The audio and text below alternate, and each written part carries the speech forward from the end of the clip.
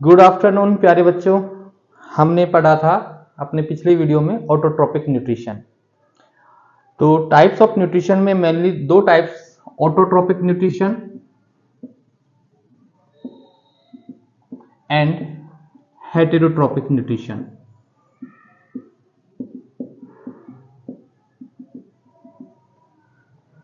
Autotrophic nutrition में हमने पढ़ा था कि जनरली ग्रीन प्लांट्स जो होते हैं वो ऑटोट्रोपिक न्यूट्रिशन दर्शाते हैं और इनके साथ कुछ बैक्टीरिया भी होते हैं जिनके अंदर ऑटोट्रोपिक न्यूट्रिशन होता है। क्या शर्तें होती है?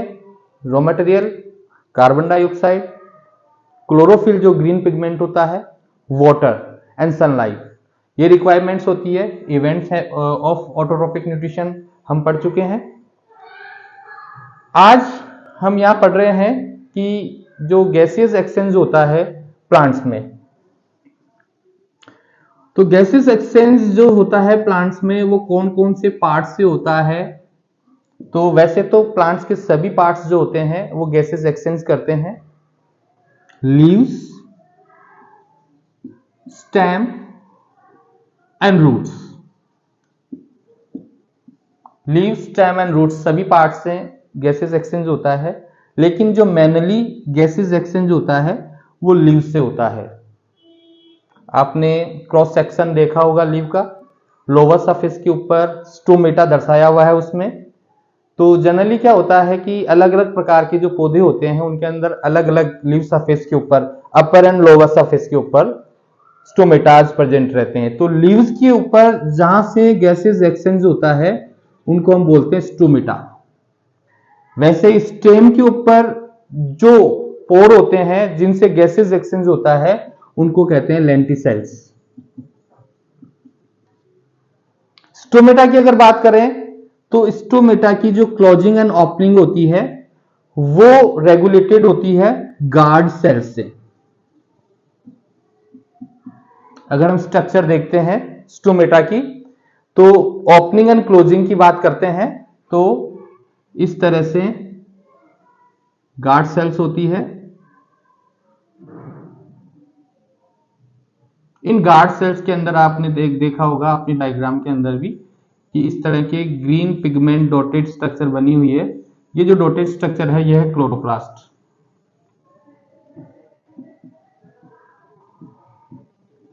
इसके साथ में, इन सेल्स के साथ में एक्सेसरी सेल्स होती है। तो यहाँ पे एक जनरल सा एक छोटा सा क्वेश्चन है 10th के हिसाब पे कि closing and opening of stomata कैसे होती है। तो देखो, वाटर मूवमेंट होता है इन एक्सेसरी सेल्स से गार्ड सेल्स में। तो जैसे ही वाटर मूवमेंट होगा तो सेल क्या होगी? सेल स्वेल अप हो जाएगी, फूल जाएगी। और जैसे सेल फूल जाएगी, जैसे ये फूली हुई पोजीशन है, तो यहाँ पे स्टोमेटा कैसा है? इन ओपन कंडीशन, खुला हुआ है। किसकी वजह से? वाटर मूवमेंट हुआ एक्सेसरी सेल से गार्ड सेल्स की ओर। वैसे ही इसका अपोजिट, अगर ये वाटर मूवमेंट गार्ड सेल से एक्सेसरी सेल्स की ओर होगा तो ये जो सेल्स है ये सेल्स कैसे हो जाएगी? श्रिंक हो जाएगी। श्रिंक सेल्स हो जाएगी। इस तरह से इसकी स्थिति हो जाएगी, श्रिंकिंग स्थिति हो जाएगी। और इस कंडीशन में आप देखेंगे, साथ में ये एक्सेसरी सेल्स हम बना देते हैं, और इस स्थिति में आप देखेंगे कि अब ये स्टोमेटा कैसा हो गया? बंद हो गया। तो हमने बात की थी कि जो डेजर्ट प्लांट होते हैं, अच्छा, गैसेस एक्सचेंज के साथ साथ एक बात और हम करते हैं यहां पर कि गैसेस एक्सचेंज के साथ साथ में इन स्टोमेटाज में से वाटर जो है वो भी in form of the water vapour lose करता है। तो वाटर लॉसेस भी इससे होता है। इसलिए अलग अलग एनवायरमेंट के अकॉर्डिंग, अलग अलग कंडीशन के अकॉर्डिंग इन स्टोमेटाज के खुलने और बंद होने का टाइमिंग भी होता है। सपोज टू भी हम डेजर्ट प्लांट्स की बात करते हैं, आपको पता है गर्मी ज्यादा होती है, सनलाइट ज्यादा होती है। दिन के समय अगर स्टोमेटाज खुले रहेंगे तो बहुत सारा पानी वहां से निकल जाएगा, क्योंकि आपको पता है ना डेजर्ट प्लांट को पहले पानी कम मिल रहा है, और इनमें से पानी निकलने लग गया तो वो तो मर जाएंगे। तो वो अपने पानी को बचाने के लिए, वाटर कंजर्वेटिव के लिए वो क्या करते हैं? दिन के समय बंद रहते हैं। जब सनलाइट नहीं होती है तो रात के समय खुलते हैं, और जो कार्बन डाइऑक्साइड उन्होंने दिन में स्टोर की थी उसका यूज फिर वो करते हैं रात में, या फिर रात में जो कार्बन डाइऑक्साइड लेंगे उसका यूज करेंगे वो आगे की फॉरवर्ड रिएक्शंस के लिए। तो ये कंप्लीट हो गया अपना autotrophic nutrition. Green plant show करते हैं, कुछ बैक्टीरिया में होता है। अब हम आगे बढ़ते हैं हेटेरोट्रॉपिक न्यूट्रिशन के साथ। हेटेरोट्रॉपिक न्यूट्रिशन, इसके सब टाइप्स हम पढ़ते हैं। किस आधार पे इसको बांटा गया है? अवेलेबिलिटी ऑफ फूड और डाइजेशन प्रोसेस, उसके बेसिस पे हेटेरोट्रॉपिक न्यूट्रिशन को हम 3 सब टाइप में बांटते हैं। सबसे पहले हम बात करते हैं होलोजोइक न्यूट्रिशन, इसके बाद हम बात करते हैं सेप्रोफाइटिक न्यूट्रिशन, और तीसरा जो टाइप हम पढ़ेंगे पैरासाइटिक न्यूट्रिशन। किस तरह का खाना ले रहा है कोई भी ऑर्गेनिज्म? सबसे पहली बात, अगर हम बात करते हैं हेटेरोट्रॉपिक न्यूट्रिशन, मींस ये किसी ना किसी तरह से ऑटोट्रॉप्स पे ही डिपेंड करते हैं। उनकी फूड हैबिट्स के लिए they depends on autotrophs. Heterotrophic nutrition के बाद अब बात करते हैं होलोजोइक न्यूट्रिशन। इस तरह के ऑर्गेनिजम्स जनरली कॉम्प्लेक्स सब्सटेंसेस को इंजेस्ट करते हैं और वेरियस बॉडी ऑर्गन्स के द्वारा उनको सिंपलर वन में कन्वर्ट करते हैं। बहुत साधारण तरीका है इसको एक्सप्लेन का, कोई ज्यादा बड़ी गणित नहीं है। Complex substances they engulf complex substances and converted into simpler ones inside their body, यानी अंदर लेंगे बॉडी में, अंदर लेने के बाद में कॉम्प्लेक्स सब्सटेंसेस को सिंपलर कॉम्प्लेक्स में कन्वर्ट करेंगे, फिर डाइजेशन प्रोसेस कंप्लीट होगा। सेप्रोफाइटिक, सेप्रो का मीनिंग ही होता है डेड, डीके। तो डेड एंड डिकेइंग मटेरियल जो होता है उनके ऊपर ये डिपेंड करते हैं, यानी ये कॉम्प्लेक्स सब्सटेंसेस कैसे होते हैं? वो डेड एंड डिकेइंग, पहले मरे हुए रहते हैं, उनको सिंपलर वंस में कन्वर्ट करते हैं, लेकिन कहां? आउटसाइड द बॉडी, शरीर के बाहरी कुछ सब्सटेंसेस ये सीक्रेट करते हैं, डाइजेस्टिव सब्सटेंसेस, जिससे कॉम्प्लेक्स सब्सटेंसेस सिंपलर वंस में कन्वर्ट होता है, देन आफ्टर एब्जॉर्ब इट। ये बात करते हैं हम सेप्रोफाइटिक न्यूट्रिशन की। Now the parasitic. वैसे तो 10th स्टैंडर्ड में पैरासाइटिक को सिंपलर समझाया हुआ है, लेकिन मैं यहां थोड़ा सा इनको डिफरेंस करता हूं कि ये कहां रहते हैं, बॉडी के अंदर रहते हैं कि बॉडी के बाहर रहते हैं। First of all, parasitics depends on other organisms, दूसरे ऑर्गेनिजम्स, और वो कैसे होनी चाहिए? दूसरे लिविंग ऑर्गेनिजम्स होनी चाहिए। तो उन लिविंग ऑर्गेनिजम्स के ऊपर ये डिपेंड करते हैं। अब सपोज करो मेरी बॉडी देख लो, या तो मेरे शरीर के बाहर स्किन पे कहीं होगा या मेरे इंटरनल ऑर्गन्स में कहीं होगा। तो parasitic means they depends on other organisms for their food, for their nutrition. शर्त क्या है? Other organisms should be living. Parasitic है तो यहां पर 2 चीज बात करेंगे, guest and host. Parasitic organism खुद कहलाता है गेस्ट। जिस ऑर्गेनिज्म पे ये डिपेंड कर रहा है उसको क्या कहते हैं? होस्ट। मेजबान और मेहमान, सिंपल सा टर्म है। तो पैरासाइटिक 2 तरह के होते हैं, इंटरनल पैरासाइट्स, तो internal parasitic nutrition, external parasitic nutrition. नाम से पता लग रहा है, आप समझ गए होंगे कि इंटरनल पैरासाइट्स, एग्जाम्पल प्लाज्मोडियम कौन सी बीमारी करता है बताइए? मलेरिया। नुकसान करता है मलेरिया? जी बिल्कुल। मींस पैरासाइटिक न्यूट्रिशन में जो भी यहां पे गेस्ट नेचर होती है वो जिस जीव में रहता है उसको हानि पहुंचाता है।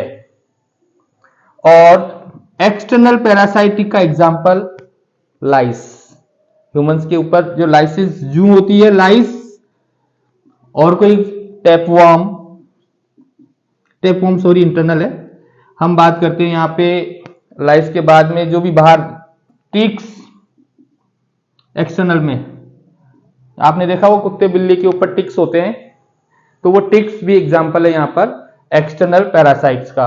एक कस्कुटा, अमरबेल जिसे बोलते हैं, ये भी एक्सटर्नल पैरासाइटिक का एग्जाम्पल है।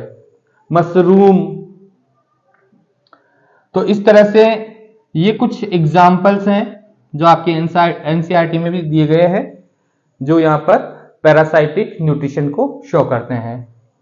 आप बताओगे सर इसका तो बताया नहीं, सॉरी सेप्रोफाइटिक की अगर बात करें हम, डेड एंड डिकेइंग मटेरियल की बात करते हैं हम, तो डेड एंड डिकेइंग की बात करते हैं, बताइए कौन कौन से आप एग्जाम्पल। ब्रेड मोल्ड, रोटी पड़ी रह जाती है, उसके ऊपर ग्रीन या व्हाइट कलर की रुई जैसी कुछ स्ट्रक्चर डेवलप होती है, वो ब्रेड मोल्ड है। ये एग्जाम्पल है यहां पर सेप्रोफाइटिक का। मशरूम भी इसी का एक एग्जाम्पल है, और कई तरह की इस तरह के फंजाई हैं जो सेप्रोफाइटिक यहां पर न्यूट्रिशन को दर्शाते हैं। होलोजोइक कौन है, मैं खुद हूं, आप हैं, मीन्स ह्यूमंस। और एक सिंगल सेल्ड ऑर्गेनिज्म के बारे में आप हमेशा पढ़ते रहते हो, amoeba. Amoeba is also shows holozoic nutrition. तो समझ में आ गई होगी आपको। हेटरोट्रोपिक न्यूट्रिशन 3 टाइप है, बेसिकली क्वेश्चन आता है 3 मार्क्स का बोर्ड में। होलोजोइक, सेप्रोफाइटिक, पैरासाइटिक, इनको आपको इस टेबुलर फॉर्म में लिख के एक्सप्लेन कर दोगे, मार्क्स कहीं नहीं जाएंगे। हम आगे बढ़ते हैं, होलोजोइक न्यूट्रिशन को पढ़ेंगे आगे। होलोजोइक न्यूट्रिशन हमने पढ़ा था ह्यूमंस, अमीबा के अंदर आपकी बुक में दिया गया है holozoic nutrition in amoeba and humans. तो पहले हम सबसे पहले इसकी कौन कौन सी स्टेप्स होती है, तो सबसे पहले एनगल्फिंग ऑफ फूड, जिसको बोलते हैं इंजेशन। इंजेशन पहला प्रोसेस है। कैसे कैसे होता है, क्वेश्चन आते हैं कि इंजेशन कैसे कैसे होता है। एग्जांपल के साथ चलता हूं मैं। अमीबा, अमीबा के अंदर पूछेंगे कि by which organs amoeba intake the food. सीधी सी बात है, फिंगर लाइक प्रोजेक्शंस बनते हैं, और उन फिंगर लाइक प्रोजेक्शन को हम बोलते हैं स्यूडोपोडिया। लिजार्ड में किससे होता है, वॉल लिजार्ड, बताइए। टंग, टंग से अपना खाना पकड़ती है। वैसे ही यहां पर फ्रॉग की बात करें, सिमिलर है। ह्यूमंस की बात करें, ह्यूमंस में इंजेक्शन कैसे होता है बताइए, बहुत कॉमन क्वेश्चन है। किससे लेते हो आप खाना, हैंड्स। तो इस तरह के क्वेश्चंस पूछे जाते हैं। ये 1 मार्क्स और हाफ मार्क्स का क्वेश्चन इस तरह से आता है। तो पहला प्रोसेस हो गया इंजेशन। सेकंड प्रोसेस है डाइजेशन। डाइजेशन किससे होता है, बाय वेरियस केमिकल कैटलिस्ट, जिनको हम बोलते हैं एंजाइम्स। एक लंबी प्रोसेस है, इसके लिए एक डाइजेस्टिव ट्रैक्ट चाहिए होता है, तो वहां पे डाइजेशन होता है। डाइजेशन के बाद में एब्जॉर्प्शन। अब पचा हुआ भोजन जो है वो कहां जाएगा, वो हमारी बॉडी के अंदर, हमारी ब्लड वेसल्स के अंदर एब्जॉर्ब हो जाएगा। उसके बाद में एसिमिलेशन। एसिमिलेशन क्या है भाई, जो खाना हमने एब्जॉर्ब कर लिया, अब वो खाने से वापस सिंपलेस्ट से कॉम्प्लेक्स सब्सटेंसेस बनेंगे, यानी बॉडी बिल्डिंग का काम शुरू होगा, एनर्जी मिल रही है बॉडी को, उस प्रोसेस को बोलेंगे हम एसिमिलेशन। सब काम हो गया, लास्ट में कचरा बचेगा। कचरा बचेगा तो उसको बाहर करना है, और बाहर वाली प्रोसेस को बोलते हैं इजेशन। तो ये सिंपलर होलोजोइक न्यूट्रिशन की इवेंट्स हैं, पार्ट्स हैं।